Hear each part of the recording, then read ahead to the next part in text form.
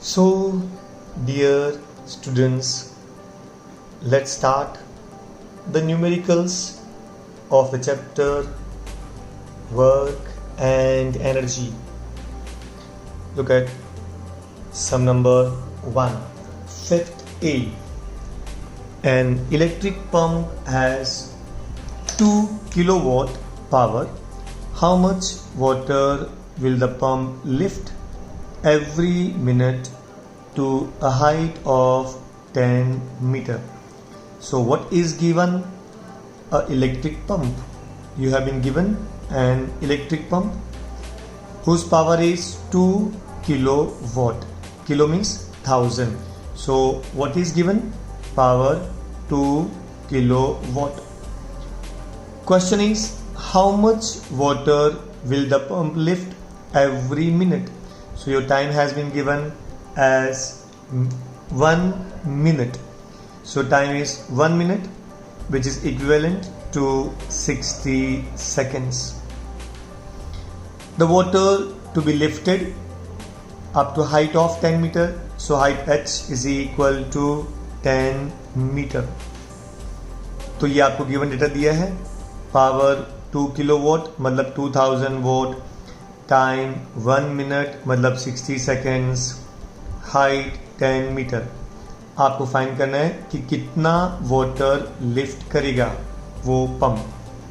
सो आपको फाइंड करना है amount of water lifted. So remember, जब कभी भी आप सम सॉल्व करेंगे आप सबसे पहले गिवन डेटा लिखेंगे, फिर टू फाइंड, उसके बाद में आपको फॉर्मूला यूज करना है.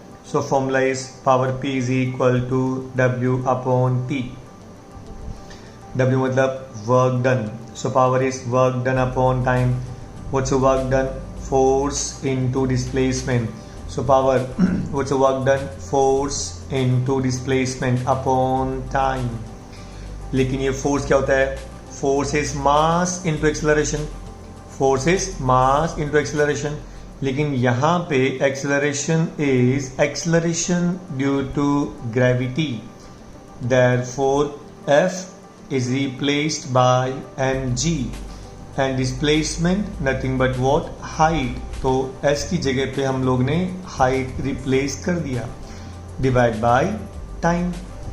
अभी आपको चाहिए मास, देन ये m चाहिए तो आप इसको क्रॉस मल्टीप्लाई करो. So m is equal to cross multiply p into T. Cross multiply किया p इंटू टी, और जो इधर मल्टीप्लीकेशन में है वो इधर डिवीजन में. So p into T upon g into H. So p into T upon g into H. Power कितना दिया था आपको? 2000 इंटू टाइम कितना? 60 सेकेंड्स. डिवाइड बाय g कितना? 9.8 इंटू हाइट कितना? 10. 0 0 कैंसल, देन कैंसल विथ 2 का 1000, 2 का 4.9. सो ये हो गया आपका 1000 इंटू 6000 डिवाइड बाय 4.9. अब जब इसको आप डिवाइड करेंगे, सपोज जैसे 5 है, मान लो ये 4.9 की जगह पर मान लो 5 होता, तो यू नो 5 1 जा 5. Are you getting me? बाकी बचा 1, देन 0 2 10, 5 2 जा 10, तो 1 2, तो बाकी 2 0. लेकिन चूंकि ये नंबर 5 से कम है तो थोड़ा सा 0 0 की जगह पे 2 4 आ जाएगा. So your answer is 1224.5 kilogram. I hope you got it. पक्का? कोई डाउट?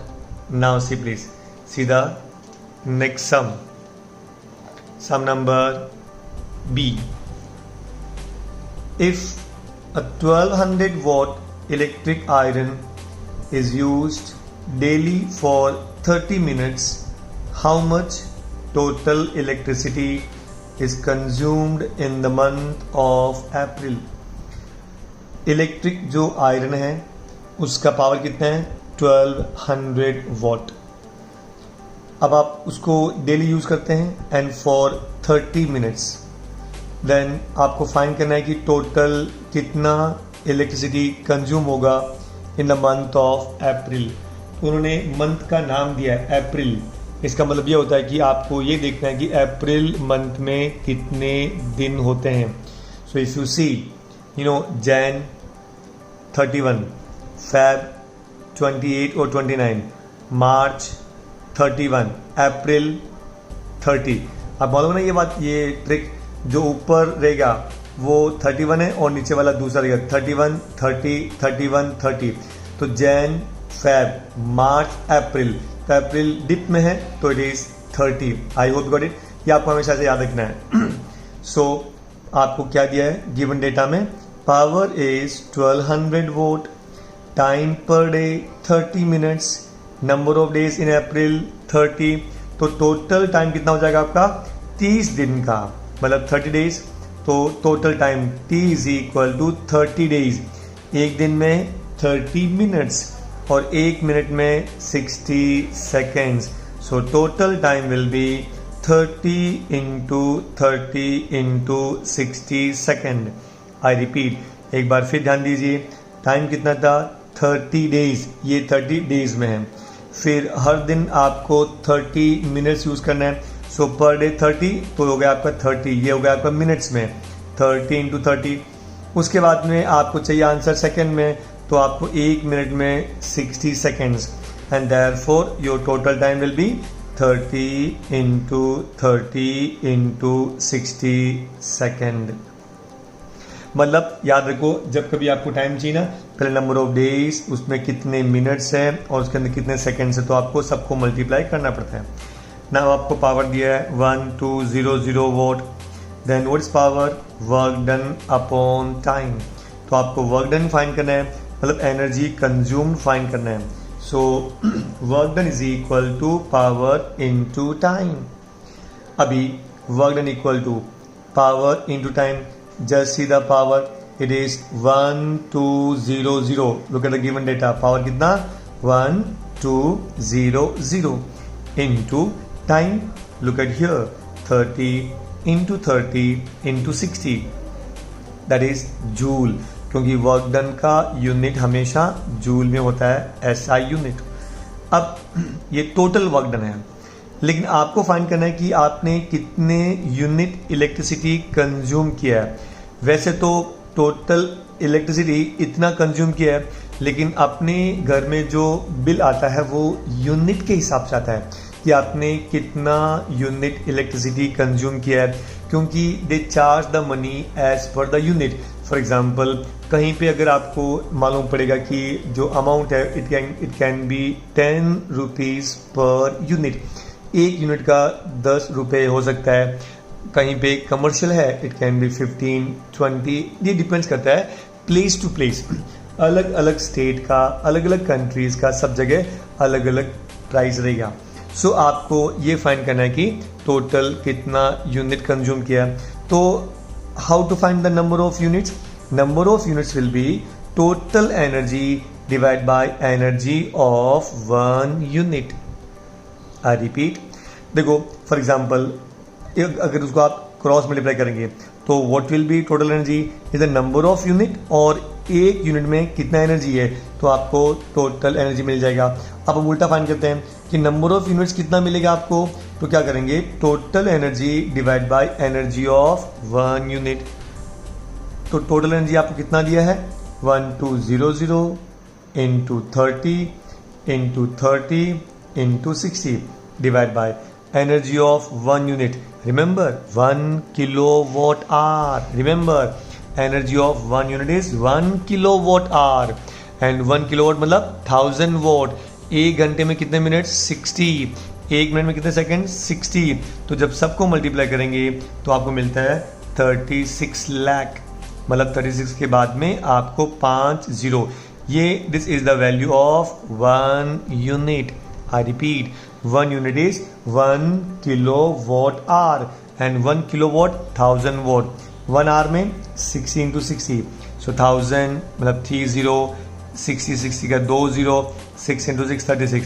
तो एक्चुअली ये वैल्यू आपको याद रखना है कि energy of one unit is 36 lakh. Is that clear? कोई डाउट? 36 के बाद में 5 जीरो। अब इसको आप कैसे सॉल्व करेंगे? Simply look at the count the number of zeros, 1 2 3 4 5. सो 1 2 3 4 5, सब जीरो कैंसिल हो गए. देन 12 1 12, 12 3 जा, फिर ये 3 और ये 3 कैंसिल, फिर पीछे क्या बच गया? ये 3 और ये 6. So 3 into 6 18. So we have consumed 18 units. I hope you got it. पक्का? कोई doubt? Nice. Look at sum number 17. I mean to C. Sum number C. If the energy of a ball falling from a height of 10 meter is reduced by 40%, how much will it rebound? एक ball है, अगर आपने 10 metre की height से उसको नीचे पटका तो जैसे वो नीचे जाएगा तो वापस वो रिबाउंड करेगा, क्योंकि part of energy is lost, क्योंकि जो कोलिजन होता है वो परफेक्टली इलास्टिक नहीं होता है. अच्छा, मैं आप बताऊँ what do mean by perfectly elastic collision. अगर आपने दो, जैसे मार्बल खेलते हैं ना बचपन में, आपने गोटी खेला रहेगा, तो जब गोटी खेलेंगे तो एक गोटी से जब दूसरी गोटी को जब आप मारेंगे ना तो उसमें कोलिजन जो होता है वो परफेक्टली इलास्टिक होता है. लेकिन जब वो बॉल टप्पा खाता है ना तो it is not perfectly elastic, मतलब वो 100% वापस अपनी उसी हाइट पे नहीं पहुंचता है, हल्का सा कम होता है. इसके लिए 1 टप्पा, 2 टप्पा, 3 टप्पा, 4 टप्पा, 5 टप्पा, उसके बाद में वो सडनली ज़ीरो हो जाता है. अगर इलास्टिक कोलिजन होगा तो क्या होगा कि अगर वो 10 मीटर से नीचे गया तो वापस 10 मीटर पे भी आएगा. इसका मतलब वो हमेशा 10 मीटर ही चलता रहेगा. लेकिन यहाँ पे जो एनर्जी है इट इज़ डिक्रीज्ड बाय 40%. तो 40% कम हुआ तो बचेगा कितना? 60%. ये आपको याद रखना है. तो बताओ जब उसका 40% लॉस हो गया एनर्जी में तो बताओ वापस वो कितना रिबाउंड होगा? एक सिंपल स्टेटमेंट है. अगर मैंने बोला कि 10 मीटर था और 50% लॉस हुआ तो ऑब्वियसली वापस वो आधा ही जाएगा ना. 50% लॉस मतलब हाफ लॉस हो गया. तो 10 मीटर हाइट था, 50% लॉस हुआ तो वापस 5 मीटर जाएगा. आई hope you got it. You can see this is trick. लेकिन उसने क्या बोला कि इट इज़ रिड्यूस बाय 40%. तो बताओ कितना रिबाउंड होगा? तो जो अपना रिबाउंड है वो हाइट पे डिपेंड करेगा. Now see please, initial height कितना? 10 मीटर. लॉस ऑफ एनर्जी कितना? 40%. आपको क्या फाइंड करना है? न्यू हाइट की वापस न्यू हाइट कितना रहेगा? ध्यान दीजिए, initial energy mgh mass into acceleration due to gravity into height, it is 10 metre. Equation number 1. New energy, अब आपको मालूम है कि 40% लॉस हुआ है तो उनके पास कितना बचेगा? 60%. सो new energy is 60% of initial energy. I hope you got it. तो रिमेंबर, तो ये जो आपका न्यू एनर्जी है वो ओरिजिनल एनर्जी का 60% है. So new energy is mgh2 is equal to 60% मतलब 60/100. 60% मतलब 60/100 into mgh1. तो mg will get cancel. h2 is equal to 60/100 into 10. एक जीरो कैंसिल. 60/10 बोले तो 6. So new height will be 6 metre. New height will be 6 metre.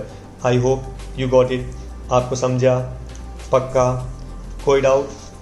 Now see please next question number D. The velocity of a car increases from 54 km per hour to 72 km per hour. How much is the work done if the mass of the car is 1500 kilogram? देखो, पहले car का speed कितना था? 54 kilometre per our. उसके बाद में car का speed कितना हुआ? 72 किलोमीटर पर आवर. तो बताओ वर्क डन कितना हुआ? अगर mass of the car is 1500 kilogram. Okay, please pay attention here. Given data, initial velocity u कितना था? 54 kilometre per our. So 54 kilometre per our. याद करो, हम लोग ने पहले आपको कन्वर्शन करके दिया था कि how to convert kilometre per hour into metre per second. कुछ याद आया? In very first chapter. 1 kilometre में कितना मीटर? 1000 मीटर. 1 आवर में कितना seconds? 60 into 60. I hope you got it. So 54 kilometre upon 60 kilometre, 1000 divide by 60 into 60. In short आपको 5/18 से multiply करना है. I repeat, you have to multiply by 5/18. ये आपको याद रखना है. So 54 multiply by 5/18. हमेशा जब आपको किलोमीटर पर आवर को मीटर पर सेकंड में आप जब कन्वर्ट करेंगे तो आपको 5/18 से मल्टीप्लाई करना है. So 54 into 5/18. Now 18 1 18, 18 3 3 into 5 15. So it is 15 metre per second. उसके बाद में ये कितना था? 72 किलोमीटर पर आवर. तो what is the final velocity? 72 kilometre per hour. तो 72 इंटू किलोमीटर पर आवर को मल्टीप्लाई करो 5/18 से. 18 1 18, 18 4 4 5 20. It is 20 metre per second. 20 metre per second. ये था आपका final velocity. Mass is equal to आपको दिया हुआ है 1500 किलोग्राम. आपको फाइंड करना है work done. Do you know that what's work done? Work done equal to change in kinetic energy. What's work done? Change in kinetic energy. When I say change, I mean to say final kinetic energy minus initial kinetic energy. Final kinetic energy is half mv square minus initial kinetic energy is half mu square. इन दोनों में आप half m ले लो common. So half m कितना था? 1500. तो हम लोगों ने 1500 कॉमन ले लिया. फिर ब्रैकेट में v square minus u square. What is final velocity v कितना था आपका? 20. So is 20 square minus 15 square. 20 square is 400 minus 15 square is 225. So 1500 divided by 2 into 400 minus 225. तो 400 minus 225 is 175 into 750. तो जब आप इनको मल्टीप्लाई करेंगे then it is 131250 joule. I hope you got it. पक्का? कोई doubt? Now see please. Next. Ravi applied a force of 10 Newton and moved a book 30 centimeter in the direction of the force. How much was the work done by Ravi? Ravi ने कितना force apply किया? 10 Newton. and moved a book 30 centimeter in the direction of force. तो displacement कितना हुआ? 30 centimetre. How much was the work done by Ravi? Ravi ने कितना work done किया? Right, given data force is 10 newton, displacement 30 centimetre, मतलब 0.3 metre. Because centimetre को आप metre में कन्वर्ट करेंगे देन डिवाइड बाय 100 करना पड़ेगा. सो 30 बाय 100 मतलब 0.3. I hope you got it. 30 by 100 मतलब can write this as 30 divide by 100. एक जीरो कैंसिल. 3 बाय 10. अगर नीचे एक जीरो रहेगा तो एक डिजिट छोड़ के पॉइंट डालेंगे. सो 0.3 मीटर. आपको क्या फाइंड करना है? Work done. What the formula for work done? Force into displacement. Force कितना? 10 Newton. Displacement कितना? 0.3. So 10 into 0.3, that's equal to 3 joule. So what's the work done? 3 joule. I hope you got it. So your work done is 3 joule. Any doubt? So with this we complete the numericals of the chapter work and energy. See you soon. Bye bye.